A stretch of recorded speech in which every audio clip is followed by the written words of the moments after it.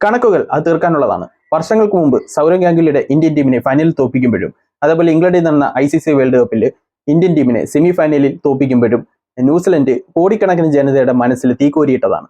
ഇന്ന് അതേപോലെ അതേ നാണയത്തിൽ ഇന്ത്യ തിരിച്ചടിച്ചിരിക്കുകയാണ്. 8 വർഷങ്ങൾക്ക് ശേഷം ചാമ്പ്യൻസ് ട്രോഫി പാകിസ്ഥാന്റെ കയ്യിൽ നിന്ന് നമ്മൾ തിരിച്ചു പിടിച്ചിരിക്കുന്നു. രണ്ടാമത്തെ ചാമ്പ്യൻസ് ട്രോഫിയാണ് ഇന്ത്യക്ക് ഇത് കിട്ടുന്നത്.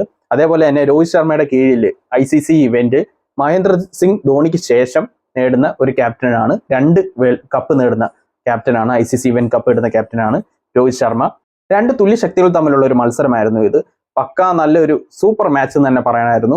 ബാറ്റിങ്ങിലാണെങ്കിലും ഫീൽഡിങ്ങിലാണെങ്കിലും ബൗളിങ്ങിലാണെങ്കിലും അങ്ങോട്ടും ഇങ്ങോട്ടും വിട്ടുകൊടുക്കാതുള്ള ഒരു പോരാട്ടമായിരുന്നു ഇന്നത്തെ മാച്ച്. ന്യൂസിലൻഡിനെയും കാട്ടി ഒരു സ്റ്റെപ്പ് ഫോമിലാണ് ഇന്ത്യ. അതേപോലെ തന്നെ ബൗളിംഗ് ഡിപ്പാർട്ട്മെന്റിലാണെങ്കിലും ഒരു 10 മടങ്ങ് സ്ട്രോങ് ആണ് ഇന്ത്യ. അതിന്റെ ഒരു ബലത്തിലും പിന്നെ അതേപോലെ തന്നെ ബാറ്റ്സ്മാൻമാരുടെ എല്ലാ ഫോമുമാണ് നമ്മുടെ ഒരു വിന്നിങ്ങിന് കാരണമായിട്ടുള്ളത്. ടൂർണമെന്റിലെ ഒരു മാച്ച് പോലും തോക്കാതെയാണ് ചാമ്പ്യൻസ് ട്രോഫി ഇന്ത്യ നേടിയിരിക്കുന്നത്. അതേപോലെ തന്നെ രോഹിത് ശർമ്മയുടെ കീഴിൽ ന്യൂസിലൻഡ് ഇതേവരെ ICC ഇവന്റ്സിൽ ഇന്ത്യൻ ടീമിനെ തോൽപ്പിക്കാൻ പറ്റിയിട്ടില്ല. അത് എടുത്തു പറയേണ്ട ഒന്ന് തന്നെയാണ്. ഇന്ത്യൻ ടീമിലെ ഓരോ ബാറ്റ്സ്മാൻമാരും ചിലർ ഫോമിലല്ലായിരുന്നിട്ട് കൂടി അവസരത്തിനൊത്ത് ഓരോരുത്തരുടെ ആവശ്യത്തിനനുസരിച്ച് ഫോമിലായതാണ് ഈ ടൂർണമെന്റിൽ ഇന്ത്യൻ ടീമിന്റെ ഒരു പ്രത്യേകത എന്ന് ഞാൻ പറയാം.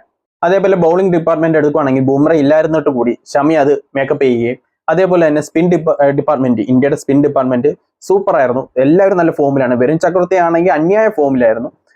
അദ്ദേഹം കുറച്ച് മാച്ചേ കളിച്ചിട്ടുള്ളൂ. അതായത് ഹർഷിത് റാണയ്ക്ക് പകരമാണ് ഈ ലാസ്റ്റ് 3 മാച്ചേ അദ്ദേഹം കളിച്ചിട്ടുള്ളൂ. സെമി ഫൈനലും ഫൈനലും അതിന് മുമ്പത്തെ ഒരു ഗ്രൂപ്പ് മത്സരം. ഈ 3 മാച്ചിൽ തന്നെ ഏതാണ്ട് ഒരു 9 വിക്കറ്റ് പുള്ളിക്കാരൻ നേടിയിട്ടുണ്ട്. അപ്പൊ നല്ല ഫോമിലായിരുന്നു അദ്ദേഹം. അദ്ദേഹത്തിന്റെ ബലത്തിലാണ് നമ്മൾ കൂടുതൽ വിജയങ്ങൾ കരസ്ഥമാക്കിയെന്ന് തന്നെ പറയാം. നമുക്ക് ഈ വീഡിയോയിൽ മാച്ച് അവലോകനവും അതേപോലെ രോഹിത് ശർമ്മയുടെ ക്യാപ്റ്റൻസിയും അതേപോലെ ഫ്യൂച്ചറിൽ അതായത് രോഹിത് ശർമ്മയും വിരാട് കോഹ്ലിയും ജഡേജയുടെയും വിരമിച്ചതിന് ശേഷമുള്ള ഫ്യൂച്ചറിൽ വരുന്ന ടീമിന്റെ മാറ്റവും അതിന്റെ ഫോമും എല്ലാം നമുക്കൊന്ന് ചർച്ച ചെയ്യാം. മാച്ച് അവലോകനത്തിന് മുമ്പായിട്ട് നമുക്ക് ടൂർണമെന്റിൽ ഇന്ത്യയുടെ ഒരു പ്രകടനം നമുക്ക് വിലയിരുത്താം. ആദ്യം തന്നെ നമുക്ക് എടുത്തു പറയേണ്ടതെന്ന് പറഞ്ഞു കഴിഞ്ഞാൽ ഓരോ മാച്ചിലും ഓരോ ബാറ്റ്സ്മാൻമാർ ഫോം ആവും അല്ലെങ്കിൽ തിളങ്ങുന്നതും അല്ല നമുക്ക് ഏറ്റവും പ്രധാന കാര്യം. മാച്ചിലുടനീളം പ്രകടനം നടത്തിയവരെയാണ് പറയേണ്ടത്. അത് ഹൈ സ്കോറോ ഒന്നും വെച്ചിട്ടല്ല ഞാൻ പറയുന്നത്. അല്ലാതെ പറയാം, അവരാണ് എല്ലാവരും ഓർക്കേണ്ടത്. കാര്യം മാൻ ഓഫ് ദി മാച്ച് ആയിട്ടുള്ള ആ ഓരോ മാച്ചിൽ എടുത്ത് എല്ലാവരും ഓർക്കും. പക്ഷെ അതിൽ കാര്യമില്ല. അവസരത്തിനൊത്ത് എല്ലാ ഒരു ടൂർണമെന്റിലെ എല്ലാ മാച്ചിലും നല്ലൊരു പെർഫോമൻസ് കാഴ്ചവെക്കുന്നത് അത് വലിയൊരു കാര്യമാണ്. അത് എടുത്തു പറയേണ്ട 2 പേരുടെ പേര് ഞാൻ പറയാൻ പോകുന്നത് പറഞ്ഞാൽ ശ്രേയസ് അയ്യരും അതേപോലെ തന്നെ KL രാഹുലിന്റെയും 2 പേരെയും പ്രകടനം എടുത്തു പറയേണ്ടതാണ്. കാര്യം എന്ന് പറഞ്ഞാൽ ശ്രേയസ് അയ്യറിന്റെ വലിയ ടോപ്പ് സ്കോർ ഒന്നും എടുക്കാൻ നിന്നില്ലെങ്കിലും പുള്ളിക്കാരനാണ് ടൂർണമെന്റിൽ ഇന്ത്യയുടെ ടോപ്പ് സ്കോറർ. പുള്ളിക്കാരനാണ് 243 റൺസ്. അതായത് ടൂർണമെന്റിൽ മൊത്തം ബാറ്റിംഗ് റൺസിൽ രജിൻ രവീന്ദ്രയാണ് ഫസ്റ്റ്. അതിന് 2ാം സ്ഥാനത്താണ് നിൽക്കുന്നത്. 1ാം സ്ഥാനം 2ാം സ്ഥാനത്താണ് ശ്രേയസ് അയ്യർ നിൽക്കുന്നത്. അതേപോലെ 5ാം സ്ഥാനത്ത് കോഹ്ലിയും ഉണ്ട് 213 റണ്ണായിട്ട്. അപ്പൊ ശ്രേയസ് അയ്യറിന്റെ ഒരു പ്രകടനം എന്ന് പറഞ്ഞു കഴിഞ്ഞാൽ എപ്പോഴും മധ്യനിര ശക്തമാക്കിയിരുന്നത് ശ്രേയസ് അയ്യറാണ്. കളി കൈവിട്ടു പോയ സമയത്തും എല്ലാം പിടിച്ചു നിർത്തിയതും ശ്രേയസ് അയ്യറായിരുന്നു. അതേപോലെ KL രാഹുലിന്റെയും പറയണം. ഇവിടെയൊക്കെ വിക്കറ്റ് പോകുന്നത് KL രാഹുൽ വലിയ സ്കോറൊന്നും ഉയർത്തിയിട്ടില്ല. 28, 30, 40 ആ ഒരു 25 തൊട്ട് 40 ആ ഒരു ആവറേജിലാണ് ഇടയിലാണ് പുള്ളിക്കാരൻ സ്കോർ ചെയ്തതെങ്കിൽ കൂടി പാർട്ട്ണർഷിപ്പ് ഉണ്ടാക്കിയെടുക്കുന്നതിൽ പുള്ളിക്കാരൻ സക്സസ് ആയിരുന്നു. അതായത് മുൻനിര വിക്കറ്റുകൾ പോയി അപകടമായ ഒരു നിലയിൽ നിൽക്കുമ്പോഴും ഓരോരുത്തരെ കൂട്ടുപിടിച്ചിട്ട് പാർട്ട്ണർഷിപ്പ് ഒരു 50-40 റൺസ് പാർട്ട്ണർഷിപ്പ് ഉണ്ടാക്കിയെടുക്കാൻ KL രാഹുലിന് പറ്റി. അതാണ് ഇന്ത്യയുടെ സ്കോറിങ്ങിന് ഏറ്റവും കൂടുതൽ അടിത്തറയെന്ന് തന്നെ പറയാൻ പറ്റൂ. അത് KL രാഹുൽ സ്കോറിങ് റൺസ് എടുത്തത് കുറവാണെങ്കിൽ കൂടി പാർട്ട്ണർഷിപ്പ് ഉണ്ടാക്കുന്നതിൽ ആള് ബെസ്റ്റ് ആയിരുന്നു, ക്ലാസ് ആയിരുന്നു. അപ്പൊ അതെടുത്ത് പറഞ്ഞു. ഈ ടൂർണമെന്റിൽ മൊത്തം നോക്കുമ്പോൾ ഇവരുടെ 2 പേര് എടുത്ത് തന്നെ പറയണം. അതേപോലെ തന്നെ വരുൺ ചക്രവർത്തി പുള്ളിക്കാരൻ കളിച്ചിട്ടുള്ള 3 കളി ഉള്ളെങ്കിൽ തന്നെ ഇത്രയും വിക്കറ്റ് ഇടുകയും ഇത്രയും ഒരു ഇമ്പാക്ട് പ്ലെയർ എന്ന് തന്നെ പറയാം. അപ്പൊ അങ്ങനെ ഒരു പ്ലെയറിനെ പെട്ടെന്ന് ഇറക്കി എല്ലാവർക്കും പരിചയമില്ലാത്തൊരു IPL കളിച്ച് 2-3 പേർക്ക് പരിചയം ഉണ്ടെങ്കിലും പെട്ടെന്ന് ഇറക്കി ഒരു തുറുപ്പിച്ചിട്ടാക്കി ഇറക്കി കളിച്ചത് ഇന്ത്യയുടെ വിജയത്തിന് കിരീട നേട്ടത്തിന് ഒരു കാരണം തന്നെയാണ്. അപ്പൊ ഇത് പറഞ്ഞതിന് ശേഷം നമുക്ക് മാച്ച് അവലോകനത്തിൽ പോകുന്നതായിരിക്കും ഏറ്റവും ബെറ്റർ. മാച്ച് അവലോകനം എടുക്കുകയാണെങ്കിൽ ടോസ് കിട്ടിയത് ന്യൂസിലൻഡിനാണ്. അതായത് തുടർച്ചയായിട്ട് 15ാമത്തെ തവണയാണ് രോഹിത് ശർമ്മയ്ക്ക് ടോസ് നഷ്ടമാകുന്നത്. അത് റെക്കോർഡാണ്. ഓൾറെഡി റെക്കോർഡ് ഇട്ടതാണ്. വീണ്ടും റെക്കോർഡ് ഇത് കൂട്ടിക്കൊണ്ടിരിക്കുകയാണ്, ലെവൽ കൂട്ടിക്കൊണ്ടിരിക്കുകയാണ് ആള്. പക്ഷെ ജയിക്കുന്നുണ്ട് എല്ലാ കളിയിലും. പക്ഷെ ടോസ് കിട്ടുന്നില്ലെന്നേ ഉള്ളൂ. അതാണ് ഇന്ത്യയുടെ ഒരു കരുത്തും. ടോസ് അതായത് പിച്ചിന്റെ ഇതോ ഒരു സപ്പോർട്ടോ ഒന്നും ഇല്ലാതെയാണ് ഇന്ത്യ ജയിച്ചു വരുന്നത് എന്നുള്ളത്. അതാണ് ഇന്ത്യയുടെ ഒരു സ്ട്രോങ്. ആ ശക്തി നമുക്ക് മനസ്സിലാക്കുന്ന അപ്പോഴാണ്. 15 ടോസ് കിട്ടായിരുന്നിട്ടും ഇന്ത്യ തോറ്റത് ഒന്നോ രണ്ടോ അല്ല, ഇന്ത്യ തോറ്റിട്ടില്ലെന്ന് തോന്നുന്നു കേട്ടോ. ഇന്ത്യ ഇത് ഈ 50-50 ഓവറിൽ ഇന്ത്യ തോറ്റിട്ടില്ല. അപ്പൊ അതാണ് ഇന്ത്യയുടെ ഒരു ശക്തി എന്ന് പറയുന്നത്. ടോസ് ന്യൂസിലൻഡ് കിട്ടിയതിനു ശേഷം ബാറ്റിങ്ങിന് ഇറങ്ങി അവര് പാർട്ണർഷിപ്പ് ഒരു 46 റൺ അങ്ങോട്ട് അടുത്ത് എത്തിയിട്ട് ഫസ്റ്റ് വിക്കറ്റ് വീണത്. പവർ പ്ലേ അവർ നല്ല രീതിക്ക് ബാറ്റ് ചെയ്തിട്ടുണ്ടായിരുന്നു. രചിൻ രവീന്ദ്ര നല്ലൊരു ത്രട്ടൺ ചെയ്തുകൊണ്ടിരിക്കുന്ന സമയത്താണ് കുൽദീപ് യാദവ് വന്നിട്ട് വിക്കറ്റ് ഇടുന്നത്, വില്യങ്ങിന്റെ വിക്കറ്റ് ഇടുന്നത്. അതേപോലെ വരുൺ ചക്രവർത്തി ഒന്ന് വിക്കറ്റ് ഇടുന്നത്. അപ്പൊ ആ ഒരു പവർ പ്ലേ ഇവർ നല്ല മുതലാക്കിയായിരുന്നു കളിച്ചത്. അപ്പൊ നല്ല ഫോമിൽ വന്നുകൊണ്ടിരുന്നതാണ്. ആ സമയത്താണ് സ്പിന്നറിനെ, അത് ക്യാപ്റ്റൻസി ബ്രില്യൻസ് ആണ്, അത് എടുത്തു പറയേണ്ട ഒന്നാണ്. അപ്പൊ തന്നെ അവര് ഇറക്കി വിക്കറ്റ്. ഇവർ കൂടുതൽ പാർട്ണർഷിപ്പ് കൊണ്ടുവന്നു കഴിഞ്ഞാൽ അപകടമാവും. അതുകൊണ്ട് അങ്ങനെ ഒരു ബ്രേക്ക് ചെയ്യേണ്ട അവസ്ഥ വന്നു കഴിഞ്ഞാൽ ക്യാപ്റ്റൻസി ബ്രില്യൻസ് ആണ്, അവരിറക്കി വിക്കറ്റ് ഇട്ട് അങ്ങനെ അടുപ്പിച്ചൊരു 2-3 വിക്കറ്റ് അങ്ങനെ അങ്ങ് പോയി. അപ്പോഴത്തേക്കും ന്യൂസിലൻഡ് ഒന്ന് താളം തെറ്റി. കാര്യം വില്യംസൺ സഹിതം പോയപ്പോഴത്തേക്കും താളം തെറ്റി. എന്നിട്ടും ഡാരി മിച്ചലും അതേപോലെ തന്നെ ഗ്ലെൻ ഫിലിപ്സ് എല്ലാം ചേർന്ന് ഒരു പാർട്ണർഷിപ്പ് ഒക്കെ ഉണ്ടാക്കിയിട്ടാണ് കൊണ്ടുവന്നത്. ഒരു മാക്സിമം അവസാന 10 ഓവർ 76 റൺ അങ്ങോട്ട് എടുത്തിട്ടുണ്ട്.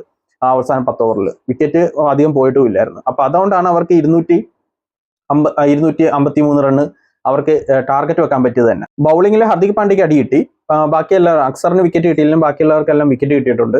അതേപോലെ തന്നെ സ്പിന്നേഴ്സ് എല്ലാം നല്ല രീതിക്ക് തന്നെ എറിഞ്ഞത്. പക്ഷെ അവസാന സമയത്തേക്ക് അവർക്ക് വിക്കറ്റ് കിട്ടിയതുമില്ല. അതേപോലെ തന്നെ പാർട്ണർഷിപ്പ് ബ്രേക്ക് ചെയ്യാനും പറ്റില്ല. പിന്നെ നമുക്കത് കൂടുതൽ പറയാൻ പറ്റില്ല. കാര്യം ഓപ്പോസിറ്റ് നിൽക്കുന്ന അത്രയും ലോകത്തിന് ഇപ്പോഴും നല്ല ഫോമിലുള്ള ഒരു ടീമാണ്. ഇന്ത്യ പോലെ തന്നെ ഫോമിലുള്ള ഒരു ടീമാണ് ന്യൂസിലൻഡ് ടീം. അപ്പം അവർ അതേ കണക്ക് തന്നെ കളിക്കും. അപ്പം മാക്സിമം ഡിഫെൻഡ് ചെയ്ത് അവർ കളിക്കാൻ നിൽക്കും. അങ്ങനെയാണ് അവർ മാക്സിമം സ്കോറിലെത്തും. പിന്നെ അവസാനം അടി കിട്ടിയിട്ടുണ്ട് 10 ഓവറിൽ. അതിപ്പോ ഏതൊരു ടീമാണെങ്കിലും അത് ഇതേ ഫോമിലുള്ള ഒരു ടീമാണെങ്കിൽ അടിക്കും മാക്സിമം. അത് ഇനി എത്ര വലിയ ബോളർ വന്നാലും ഇപ്പൊ ബുംറ വന്നെറിഞ്ഞാലും ചിലപ്പോൾ അടി കിട്ടിയെന്നിരിക്കും. അപ്പൊ അതും എടുത്ത് പറയേണ്ട ഒരു കാര്യമല്ല അത്. അപ്പം അവരുടെ ആ ഒരു ടീമിന്റെ ഒരു പെർഫോമൻസ് ആ ഫോമും വെച്ചിട്ട് അവർ ആ ഒരു സ്കോറിൽ അവർ എത്തിച്ചു. അത് പിന്നെ ഒന്ന് പറയേണ്ടതെന്ന് പറഞ്ഞു കഴിഞ്ഞാൽ കുറച്ച് ക്യാച്ചസും ഫീൽഡിങ്ങിൽ എനിക്ക് അത്ര പെർഫെക്റ്റ് ആയിട്ട് തോന്നിയില്ല. ക്യാച്ചസ് ഒക്കെ മിസ്സാക്കിയിട്ടുണ്ടായിരുന്നു. പിന്നെ 2-3 ടഫ് ക്യാച്ച് ആയിരുന്നു, എന്നാലും ചിലതൊക്കെ എടുക്കാൻ പറ്റിയ ഒരു ക്യാച്ചൊക്കെ ആയിരുന്നു. അത് മിസ്സാക്കിയത് ഒരു ഇതായിരുന്നു. അവർക്ക് ന്യൂസിലൻഡിന് കൂടുതൽ അത് എളുപ്പമാക്കി, ഒരു കോൺഫിഡൻസും കൂടി കൊടുത്തു. നമ്മുടെ ടീമിന്റെ ഫീൽഡിങ്ങിൽ ഒരു പോരായ്മ വരുമ്പോൾ ഓപ്പോസിറ്റ് ഇരിക്കുന്ന ടീമിന് അതൊരു കൂടുതൽ കോൺഫിഡൻസ് കിട്ടത്തേ ഉള്ളൂ. അപ്പൊ അത് മാക്സിമം ശ്രദ്ധിക്കണമായിരുന്നു. പക്ഷെ അതിലൊരു പോരായ്മ എനിക്ക് പറയാനുള്ളായിരുന്നു. 251 സ്കോർ ടാർഗറ്റുമായിട്ട് ഇറങ്ങിയത് രോഹിത്തും ഗില്ലും. ടൂർണമെന്റിൽ ഉടനീളം ഓപ്പണിംഗ് അത്രയും നല്ലൊരു പാർട്ണർഷിപ്പ് അവർ കിട്ടിയിട്ടില്ല. അപ്പൊ നല്ലൊരു പാർട്ണർഷിപ്പ് അവർ തുടക്കം ഇട്ടായിരുന്നു. ഓപ്പണിംഗ് കൂട്ടുകെട്ട് തന്നെ നല്ലതായിരുന്നു. രോഹിത് അതിന്റെ നിലപാട് ആദ്യം തന്നെ അറിയുന്നു, പറഞ്ഞ് കളിക്കുന്ന പോലെയാണ് തോന്നിയത്. നല്ല അടിക്കുമായിരുന്നു, നല്ല കോൺഫിഡൻസോടെയായിരുന്നു ആള് കളിച്ചുകൊണ്ടിരുന്നത്. ഗില്ല് ആദ്യം വെച്ചിരുന്ന് പരിങ്ങിയിലും പിന്നെ പോകെ നല്ല കോൺഫിഡൻസോടെ വന്നു. പക്ഷെ ഗില്ലിന്റെ വിക്കറ്റ് വീണ ഉടനെ അടുപ്പിച്ച് കോഹ്ലിയുടെയും വിക്കറ്റ് വീണ് രോഹിത് ശർമ്മയുടെയും വിക്കറ്റ് വീണപ്പോൾ ഇന്ത്യ ഒന്ന് പരിങ്ങലിലായി. നമ്മളൊക്കെ ഒന്ന് പേടിച്ചു. പക്ഷെ എന്നാലും നമുക്കൊരു ഉറപ്പുള്ളതെന്ന് പറഞ്ഞാൽ ശ്രേയസ് അയ്യർ, രാഹുൽ, ഹാർദിക് പാണ്ഡ്യ, അക്സർ ഇവരെല്ലാം എല്ലാവരും നല്ല ഫോമിലാണ്. അപ്പൊ അത് എനിക്ക് അതുകൊണ്ട് വലിയ ടെൻഷനൊന്നും ഇല്ലായിരുന്നു. അപ്പം അതുപോലെ തന്നെ ശ്രേയസ് അയ്യർ വന്ന് പാർട്ണർഷിപ്പ് ക്രിയേറ്റ് ചെയ്തു, അസറുമായിട്ട് ക്രിയേറ്റ് ചെയ്തു, അതേപോലെ തന്നെ രോഹിതായിട്ട് ക്രിയേറ്റ് ചെയ്തു, പിന്നെ രാഹുലുമായിട്ട് വന്നു. അപ്പം ഹർദിക് പാണ്ഡ്യ വന്നു. അപ്പൊ ഇവരെല്ലാം നല്ല പെർഫോമൻസ് ആയിരുന്നു. ശ്രേയസ് അയ്യറും രോഹിതായിട്ട് പാർട്ണർഷിപ്പ് ഉണ്ടാക്കി. അങ്ങനെ രോഹിത് അനാവശ്യമായിട്ട് ഒരു ഷോട്ടിൽ വിക്കറ്റ് കളഞ്ഞതാ, അല്ലെങ്കിൽ സെഞ്ചുറിയിലേക്ക് പോവുമായിരുന്നു. പിന്നെ അതേപോലെ തന്നെ പിന്നെ വന്നത് അസറുമായിട്ട് നല്ലൊരു പാർട്ണർഷിപ്പ് ആയിരുന്നു. അസർ ഇതേപോലെ തന്നെ നല്ല ബാറ്റ് ചെയ്തുകൊണ്ടിരിക്കുമ്പോൾ തന്നെ അനാവശ്യ ഷോട്ട് കളിച്ചാണ് അസർ ഔട്ടായത്. അതിന് അപ്പോഴത്തേക്കും ജയിക്കാനുള്ള ഒരു ഇതിലോട്ട് എത്തി. ഏതാണ്ട് ഒരു 75 ബോളി 76 റണ്ണ് ആ റേഞ്ചിലോട്ടൊക്കെ വന്നായിരുന്നു. പിന്നെ അത് കഴിഞ്ഞ് ഹർദിക് പാണ്ഡ്യ വന്നു. ഹർദിക് പാണ്ഡ്യ അറിയാലോ, എപ്പോഴും വന്ന പോലെ ഒരു ക്യാമിയോ റോളിൽ വന്നിട്ട് ഒരു 20 ബോൾ അല്ലെങ്കിൽ 10 ബോൾ കൊട്ടും, നമ്മളൊന്ന് ടെൻഷനാക്കും, എന്നിട്ട് അവസാനം ഒരു 3 ബോൾ 6 അടിക്കും, എന്നിട്ട് ആൾ ഔട്ടായിട്ട് പോകും. ഇത്രേ ഉള്ളൂ. ആ പ്രഷർ കയറ്റുക, പിന്നൊന്ന് പ്രഷർ റിലീസാക്കുക, എന്നിട്ട് ആളുടെ പാട് നോക്കി പോകുക. കാര്യം പുറകെ ഇപ്പൊ രവീന്ദ്ര ജഡേജ വരുന്നുണ്ട്. അപ്പൊ അവർക്ക് അടിക്കാൻ പാകത്തിന് 14 റൺസ് ആക്കിയിട്ടാണ് ആള് പോയത്. അപ്പോൾ അതുകൊണ്ട് ടെൻഷൻ അടിക്കേണ്ട കാര്യമില്ല. ആൾ അടിച്ചിട്ട് ആളങ്ങ് പോയി. ദാ വന്നു. അതിന് രവീന്ദ്ര ജഡേജ വന്നു. ആള് ഒരു പതിവ് പോലെ തന്നെ 4 അടിച്ച് ഇന്ത്യ ജയിപ്പിച്ചു. അങ്ങനെ ഇന്ത്യയുടെ 2ാമത്തെ ചാമ്പ്യൻസ് ട്രോഫി കിരീടം ഇന്ത്യക്ക് കിട്ടി. രോഹിത് ശർമ്മ അത് ഇന്ത്യ തൂക്കി. അപ്പം വളരെയധികം സന്തോഷമുണ്ട്. അപ്പം ഇത് കണ്ട് നമുക്ക് ഓരോരോ ട്രോഫിയും കപ്പ് നേടുന്നത് നേരിട്ട് ലൈവ് കാണുന്നത് പിന്നീട് പല സമയത്ത് ഓർത്തു വെക്കാനൊക്കെ ഒരു നിമിഷങ്ങളാണത്. എനിക്കിപ്പോഴും ഓർമ്മയുണ്ട് യുവരാജ് സിംഗ് 6 ബോളി 6 6 അടിക്കുന്നതും, അതേപോലെ ഒരു സ്കോപ്പും ഇല്ലാതെ പോയ മഹേന്ദ്ര സിംഗ് ധോണി കപ്പ് എടുത്തുകൊണ്ട് വരുന്നതും, അങ്ങനെ സച്ചിന് കപ്പ് കിട്ടാതിരുന്ന സച്ചിന് 50-50 മഹേന്ദ്ര സിംഗ് ധോണിയുടെ കീഴിൽ ആ കപ്പ് നേടിയിട്ട് ആ കരയുന്നതും സീനും ഒക്കെ. അപ്പോൾ ക്രിക്കറ്റ് പ്രേമികളുടെ മനസ്സ് എപ്പോഴും നിൽക്കുന്ന ഒരു രംഗങ്ങളായി ഇറക്കുക. അതേപോലെ ഓരോ നിമിഷവും അപ്പോൾ കപ്പ് ഇടുന്ന ഓരോ നിമിഷങ്ങളും, അതേപോലെ തന്നെ വിരാട് കോഹ്ലിയുടെ പാകിസ്ഥാനായിട്ടുള്ള മാച്ച്, അതൊക്കെ എന്ന് പറഞ്ഞാൽ ലൈവ് കണ്ടു കഴിഞ്ഞാൽ നമ്മൾ ആ മാച്ചുകളൊക്കെ ലൈവ് കാണുമ്പോൾ പിന്നീട് അത് ആലോചിക്കുമ്പോൾ ലൈവ് കണ്ട മാച്ചാണ് അത്. ആ ഒരു നിമിഷങ്ങൾ നമ്മൾ എപ്പോഴും ഓർമ്മയിൽ കാണും. അപ്പോൾ അതേപോലെ ഒരു നിമിഷമായിരുന്നു ഇന്ന്. ഇനി എടുത്തു പറയേണ്ടത് രോഹിത് ശർമ്മയുടെ ക്യാപ്റ്റൻസി. രോഹിത് ശർമ്മയുടെ ക്യാപ്റ്റൻസിൽ 2-3 കാര്യങ്ങൾ ഫോൾട്ട് വന്നെങ്കിലും, അതായത് ചില അവസാന നിമിഷം ഒരു ബൗളിങ്ങിൽ ഒരു ചെറിയ മാറ്റങ്ങൾ, ഒരു പ്രശ്നം വന്നെങ്കിലും അത് പിന്നെ നമുക്ക് എടുത്തു പറയേണ്ടതൊന്നുമല്ല. കാര്യം എന്ന് പറഞ്ഞു കഴിഞ്ഞാൽ എതിർ ടീം അത്ര ഫോമിൽ നിൽക്കുന്ന ഒരു ടീമാണ്, ന്യൂസിലൻഡ് ടീമാണ്. അപ്പോൾ അവർ അത് കണക്ക് ഡിഫെൻഡ് ചെയ്യുന്നുണ്ട്. നമുക്കത് ക്യാപ്റ്റൻസിലെ കുറ്റമായിട്ട് പറയാൻ പറ്റത്തില്ല. ഓക്കെ, ബാക്കി ബൗളിംഗ് എല്ലാം കറക്റ്റ് ടൈമിലായിരുന്നു. രജിൻ രവീന്ദ്ര ഫോമായിട്ട് വന്ന സമയത്ത് തന്നെ അത് ബ്രേക്ക് ചെയ്യാൻ, പാർട്ണർഷിപ്പ് ബ്രേക്ക് ചെയ്യാൻ വേണ്ടി ആദ്യം തന്നെ ഇറക്കിയത് വരുൺ ചക്രവർത്തിയും കുൽദീപ് യാദവിനെ ആദ്യമേ തന്നെ ഇറക്കിയതൊക്കെ അത് നമുക്കത് ക്യാപ്റ്റൻസി ബ്രില്യൻസ് തന്നെയാണ്. ഫീൽഡിംഗ് പ്ലേസ്മെന്റും എല്ലാം സൂപ്പറായിരുന്നു. ക്യാപ്റ്റൻസി ഒന്നും പറയാനില്ല. അതേപോലെ തന്നെ ഇതേപോലുള്ള ഒരു നിർണായക മാച്ചിൽ ക്യാപ്റ്റൻ തന്നെ നേരിട്ട് കോൺഫിഡൻസോടെ ഇറങ്ങുക, അത് ബാറ്റ് ചെയ്യുക എന്നൊക്കെ പറയുന്നത് അത് വലിയ ടോപ്പ് കാര്യമാണ്. അപ്പം അത് വെച്ച് നോക്കുമ്പോൾ രോഹിത്തിന്റെ ക്യാപ്റ്റൻസി സൂപ്പറായിരുന്നു. അപ്പോൾ ഇന്ത്യയുടെ ചാമ്പ്യൻസ് ട്രോഫി കിരീടം നേടി രോഹിത് ശർമ്മ നേടി. അപ്പോൾ ഇനിയുള്ള കാര്യങ്ങൾ, ഇത് കഴിഞ്ഞിട്ടുള്ള കാര്യങ്ങൾ, പലരും ഈ ടൂർണമെന്റ് നടക്കുമ്പോൾ തന്നെ ഇന്ത്യ ഫോം ഔട്ട് ആണെന്നെങ്കിൽ രോഹിത് ശർമ്മയും അതേപോലെ രവീന്ദ്ര ജഡേജയും വിരാട് കോഹ്ലിയും ഇത് റിട്ടയർമെന്റ് ചെയ്യണം എന്നുള്ള രീതിയിൽ, കളി നിർത്തലാക്കണം, പുതിയവർ വരട്ടെ എന്ന രീതിയിൽ മറുപടി കൂട്ടാൻ തന്നെ ഇരുന്നതാണ്. പക്ഷെ ഇവർ ഫോമിലുമായി കപ്പും തൂക്കി. അപ്പൊ ഇനി വലുതായിട്ട് പൊങ്ങി വരാൻ പറ്റത്തില്ല. പക്ഷെ എന്നാലും ഇന്ത്യൻ ടീമിന്റെ ഫ്യൂച്ചർ പ്ലാൻ നമ്മൾ ഡിസ്കസ് ചെയ്ത് തന്നെ പറ്റത്തുള്ളൂ. അപ്പം രോഹിത് ശർമ്മയുടെ പ്രസ് മീറ്റിംഗിൽ പറഞ്ഞത് ഫ്യൂച്ചർ ഇപ്പോഴൊന്നും വിരമിക്കലില്ല, അപ്പം കണ്ടിന്യൂ ചെയ്യാനുള്ള ടൈമൊക്കെ, വിരമിക്കാനുള്ള ടൈമൊന്നും ആയിട്ടില്ല. അപ്പോൾ കുറച്ചാളും കൂടിയൊക്കെ കളിക്കാനുള്ള ടൈമൊക്കെ ഉണ്ട്. അപ്പം എന്നാലും കൂടി നമ്മുടെ പുതിയ തലമുറയെ കൊണ്ടുവരേണ്ട കാര്യമുണ്ട്. അവർക്ക് എക്സ്പീരിയൻസിന് എൻ്റെ അഭിപ്രായത്തിൽ ഒരു 3 ബെഞ്ച്, അതായത് ഇന്ത്യ A, B, C അങ്ങനെ ഇറക്കാൻ വരെ ഇന്ത്യക്ക് ടീമുണ്ട്, നമ്മുടെ ഇന്ത്യൻ പ്ലേയേഴ്സ് ഉണ്ട്. പക്ഷെ നമ്മളത് പ്രയോഗിക്കുന്നതെന്ന് പറഞ്ഞാൽ സ്പ്ലിറ്റ് ചെയ്ത് 2020 ഒരു ടീം, 50-50 ഒരു ടീം, ടെസ്റ്റിന് ഒരു ടീം എന്ന രീതിയിൽ യൂസ് ചെയ്യുന്നതേ ഉള്ളൂ. അത് ബെറ്റർ ഓപ്ഷൻ ആണ് കേട്ടോ. കാരണം ആർക്കെങ്കിലും പരിക്ക് വന്നാലും അത് പ്രശ്നം. പക്ഷേ നമ്മുടെ ബൗളിംഗ് ഡിപ്പാർട്ട്മെന്റിലാണ് ഒരു പ്രശ്നം വരുന്നതെന്ന്. കാര്യം അതിനുള്ള അവസരത്തിനുള്ള ആൾക്കാർക്ക് ഒരു സ്കോപ്പ് കൊടുക്കുന്നില്ല. അപ്പം അതൊരു പ്രശ്നം വരുന്നുണ്ട്. അപ്പൊ അതാണ് ഇത്തവണത്തെ ഈ ടൂർണമെന്റിൽ നമുക്ക് ബാധിക്കാതിരുന്നതെന്ന് പറഞ്ഞാൽ തന്നെ സ്പിന്നിങ്ങിന് അനുകൂലമായ പിച്ച് ഉള്ള ദുബായിലാണ് നമ്മൾ കളിച്ചത് കൊണ്ട് നമ്മൾ വലുതായിട്ട് അറിഞ്ഞില്ല. മറിച്ച് പാകിസ്ഥാനിലാണ് പോയിരുന്നെങ്കിൽ ഈ ഒരു പേസിങ്ങിൽ ചിലപ്പം പണി കിട്ടിയാനെ. കാര്യം ബുംറയില്ല, പകരം വെക്കാനുള്ള പേസർമാരുന്ന ഷമി അല്ലാതെ വേറെ ആരുമില്ല, എക്സ്പീരിയൻസ്ഡ് ആയിട്ടുള്ള ആരുമില്ല, അത്രയും കുന്തമുന എന്ന് പറയുന്ന രീതിയിൽ ആരുമില്ല. അപ്പൊ അവരെ വളർത്തിയെടുത്തുകൊണ്ട് വരിക. അപ്പൊ അതാണ് വേണ്ടത്. ഹർഷിത്റാണ് എറിയുന്നുണ്ട്, എന്നാലും ഇച്ചിരി കൂടി ഒന്ന് ആ ഒരു ലെവലൊന്ന് ഇൻക്രീസ് ചെയ്യേണ്ട കാര്യമുണ്ട്, പെർഫോമൻസ് ലെവല്. അപ്പൊ അങ്ങനെ ഉണ്ട്. അപ്പൊ പിന്നെ അതേപോലെ ബാറ്റിങ്ങിൽ എനിക്ക് നല്ല പ്രതീക്ഷയുള്ള എല്ലാവരും ഉണ്ട്. ബാറ്റിങ്ങിന് ഓർത്തൊരു പ്രതീക്ഷയും കുഴപ്പമില്ല. ഓൾറൗണ്ടേഴ്സിനെ കുറിച്ചാണെങ്കിലും ഒരു കുഴപ്പമില്ല. അത് ബൗളിംഗ് ഓൾറൗണ്ടേഴ്സ്, സ്പിന്നർ ഓൾറൗണ്ടർ ആണെങ്കിലും പേസ് ഓൾറൗണ്ടർ ആണെങ്കിലും ഉണ്ട്. കാര്യം നിതീഷ് കുമാർ റെഡ്ഡി, ജയന്ത് യാദവ് ഒക്കെ ഇഷ്ടംപോലെ പേരുണ്ട്. അപ്പം അതോർത്തൊന്നും ടെൻഷൻ വേണ്ട കാര്യമില്ല.